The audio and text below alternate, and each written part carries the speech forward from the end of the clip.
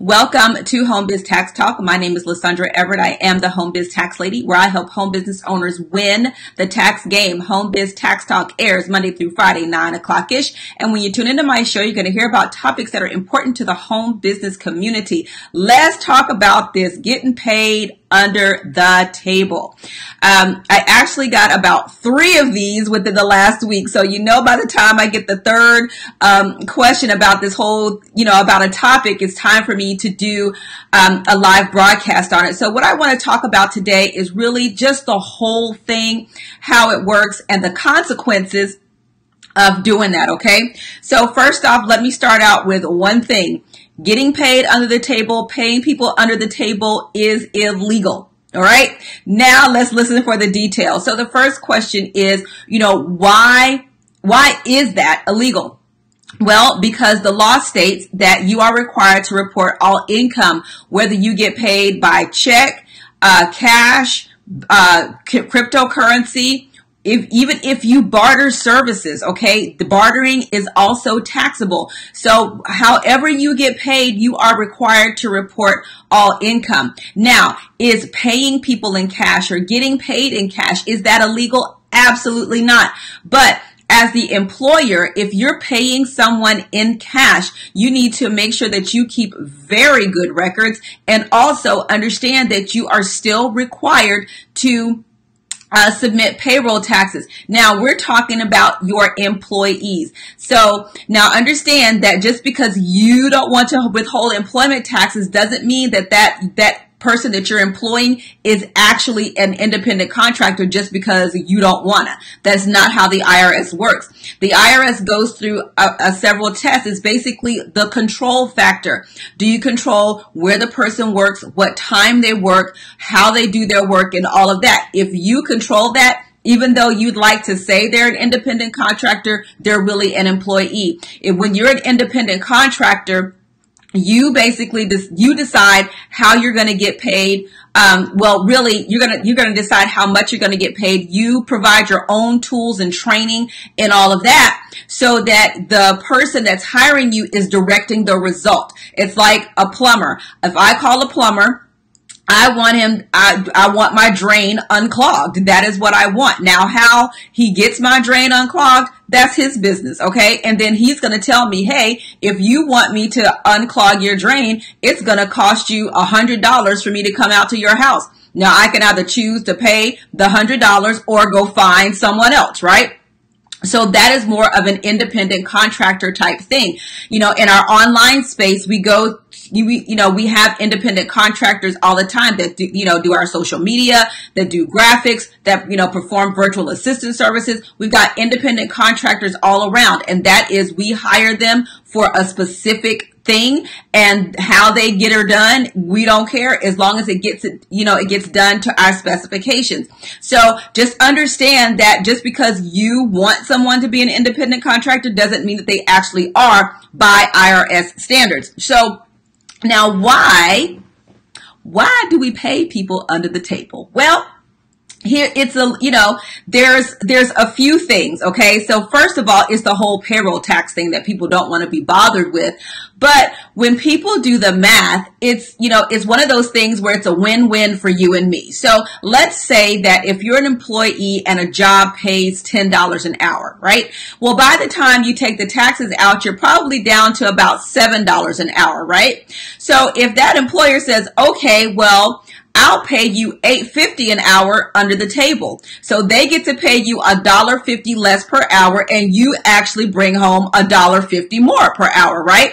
So then it comes like, oh, okay, well, that sounds kind of sexy because I get more money in my pocket. They pay less. Everybody's happy until somebody gets busted, okay? That's when we have the issue. So I was looking at some stats, you guys, and one of the things that's out on the tax streets is that the IRS is really looking for small business owners because that's usually the biggest perpetrators of this, looking for small business owners who are basically committing payroll tax fraud. All right. It's called, trust fund recovery penalty.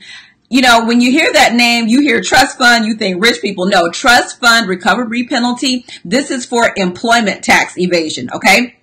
This is when you are not paying your payroll taxes. So the IRS finds out, okay, and this could be, like, how does the IRS find out? It could be a whistleblower. It could be any number of ways that the IRS can find out. The IRS, listen, I keep telling y'all, the IRS is not stupid. Slow, yes. Stupid, no. That's why there's no statute of limitations on fraud, because, who knows how long it's going to take for them to catch you. Anywho, so the IRS, comes and realizes, okay, you business owner have not been paying your payroll taxes. And you got all these people working here. No, these are not independent contractors. These are your employees, but you haven't been paying payroll taxes.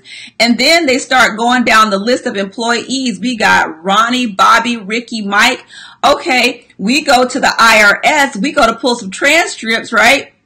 Ain't none of y'all file taxes. So now you, employee, have also committed tax evasion, because even if that employer does not withhold employment taxes, you are still required to report your income. Okay? It doesn't matter how you get paid, but you still have to report your income. And if you getting paid under the table, ain't no taxes being withheld, right?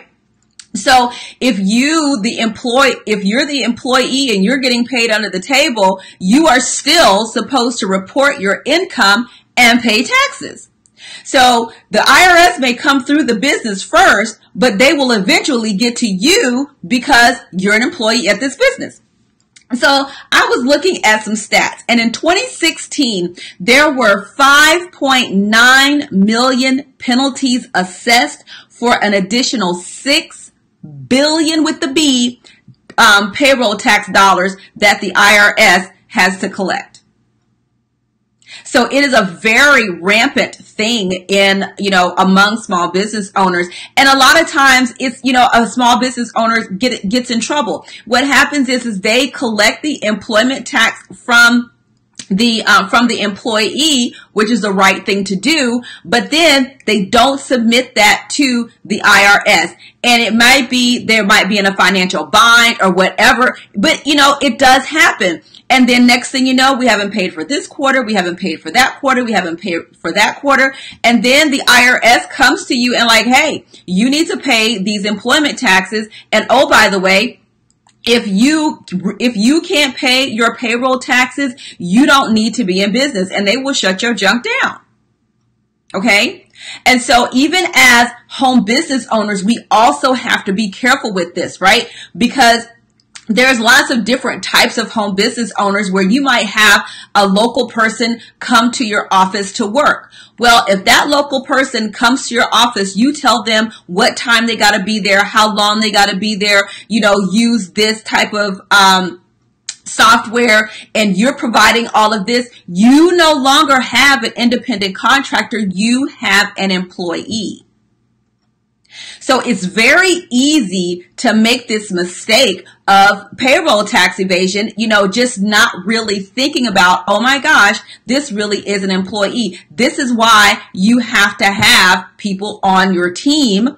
Okay, whether it's an HR person you can consult with, whether it's a tax person, an attorney, or whatever, you need to have someone on your team that you can consult with to say, hey, I'm thinking about bringing this person in. What do I need to be concerned about here? Then you know what? If that person is competent in their field, they're going to be asking you a bunch of questions to make sure that you're on the up and up and doing what you're supposed to do, right? So getting paid under the table, you guys, run in the opposite direction. Just don't do it. Plain and simple. If you cannot afford to outsource your payroll so that you are, so that you're compliant and doing what you're supposed to do, okay, then we need to go make some more money. Right? Because if you're talking about bringing in an employee, then you need to be able to be compliant with your payroll taxes so that you don't encounter this mess. Okay? Because it really is a mess. What else? And paying people in cash. Listen, that's just a no-go at this station. Can we agree on that? Right? Because even though you might be, keeping all these records and stuff, if that person's like, no, sorry, I never received any cash from this person, I don't know what they're talking about, and they're willing to go to their grave saying so, okay, well now you've got a fight on your hands, right? So then the IRS is going, okay, and they're pulling this other person's bank records and they don't have any deposits and all of that stuff, and they making all they might be missing some bills or whatever here and there. Then the IRS kind of puts two and two together and says, okay, well, something's not right. One of y'all ain't telling the truth, right? So, but really, the whole payroll tax thing, you guys, is not anything to play with. Please can we just not? Yeah, can we just not? It's just quite that simple, because to get paid under the table is illegal. For you to not report your income is illegal. That's just what it boils down to. And the question that you have to ask yourself is, if you get busted, is it worth it? Okay, because I've talked about whistleblowers before, right? So all you got to do is piss off the right person, and then they're going to be like, hey, Mr. IRS, Jack is getting paid in cash and he ain't paying taxes, and this is why I think so, or whatever. This is a whistleblower program where the person, if the IRS investigates and they collect, the person that's the whistleblower essentially gets a commission, right? They can get, I think it's like 15 to 30% or something. Don't quote me on those numbers, but the fact is you get a commission if you tell on somebody who is not paying their taxes properly. And if when the IRS collects, then that person gets a check. Okay. So yeah, don't act like, oh, nobody will know or nobody will tell, whatever. It is a whistleblower program. That means there are many people who are doing this thing and getting paid. People make a living off of whistleblowing. Okay. For real. Just letting you know. And if you don't believe me, go Google it. I'm telling you, it's there. So, and the biggest whistleblowers, you guys, are ticked off employees and spouses going through a divorce. Those are the two biggest whistleblowers. Okay, just letting y'all know. All right, so like I hope this gives you something to chew on as you move forward in growing your business. Yeah, you might get to the point where you need to hire an employee, but when you get to that point, you want to make sure that you reach out and consult with a professional to make sure your I's are dotted and your T's are crossed, so that you can remain compliant with the government and keep your business moving forward. All right. So thank you guys so much for tuning into Home Biz Tax Talk. Again, we air Monday through Friday, 9 o'clock-ish, and you can come here to get your questions answered about your home business taxes. All right. Have a great day. I'll see y'all next time. Bye.